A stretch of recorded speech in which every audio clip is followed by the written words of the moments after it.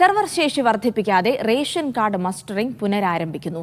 EPOS മെഷീനിന്റെ തകരാർ ഒഴിവാക്കാൻ 3 ഘട്ടങ്ങളായാണ് mustering നടക്കുക. ഒക്ടോബർ 31-നകം മസ്റ്ററിംഗ് പൂർത്തിയാക്കും. സെർവർ തകരാറിനെ തുടർന്ന് മുൻപ് മസ്റ്ററിംഗ് നിർത്തിവച്ചിരുന്നു. ഷിജോ കുര്യനുണ്ട് വിവരങ്ങൾ നൽകാനായി തിരുവനന്തപുരത്ത് നിന്ന്. ഷിജോ, ഈ സെർവറിന്റെ ശേഷി കൂട്ടാതെയുള്ള മസ്റ്ററിംഗ് പുനരാരംഭിക്കൽ അത് ആശങ്കയുണ്ടാക്കുന്നതാണല്ലേ?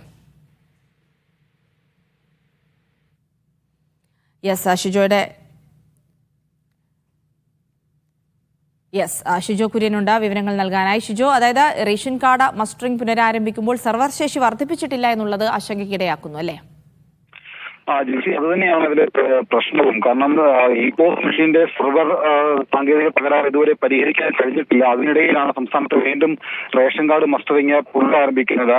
ഒക്ടോബർ 31-നകം സംസ്ഥാനത്തെ എല്ലാ റേഷൻ കാർഡ് ഉടമകളും മസ്റ്ററിംഗ് പൂർത്തിയാക്കണമെന്നുള്ളതാണ് കേന്ദ്ര നിർദ്ദേശം. അതിന്റെ അടിസ്ഥാനത്തിൽ ഈ മാസം 18 മുതൽ മസ്റ്ററിംഗ് പുനരാരംഭിക്കുകയാണ്. 18 മുതൽ 24 വരെ തിരുവനന്തപുരം ജില്ലയിലുള്ളവർക്കാണ് റേഷൻ കാർഡ് മസ്റ്ററിംഗ് ചെയ്യാനായിട്ടുള്ള അവസരം. അതിനുശേഷം സെപ്റ്റംബർ 25 മുതൽ ഒക്ടോബർ 1 വരെയുള്ള സമയങ്ങളിൽ കൊല്ലം, ആലപ്പുഴ, പത്തനംതിട്ട, കോട്ടയം, ഇടുക്കി, തൃശൂർ ജില്ലകളിലുള്ള റേഷൻ കാർഡ് ഉടമകളും മസ്റ്ററിംഗ് നടത്തണം. അതിനുശേഷം ഒക്ടോബർ 3 മുതലുള്ള സമയങ്ങളിലാണ് മറ്റ് 6 ജില്ലകളിലുള്ള ആളുകളും റേഷൻ കാർഡ് മസ്റ്ററിംഗിനായിട്ട് ക്രമീകരിച്ചിരിക്കുന്നത്.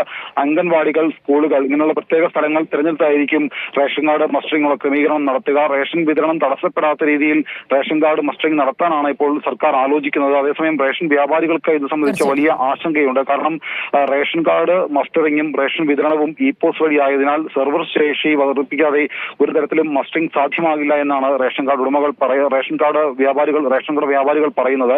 അതേസമയം ഈ പ്രശ്നം എങ്ങനെ പരിഹരിക്കുമെന്നുള്ള ചോദ്യവും ഉയരുന്നുണ്ട്. എന്തായാലും ഒക്ടോബർ 31-നകം റേഷൻ കാർഡ് മസ്റ്ററിംഗ് പൂർത്തിയാക്കാനാണ് നിലവിലെ നിർദ്ദേശം. ജിൽസി.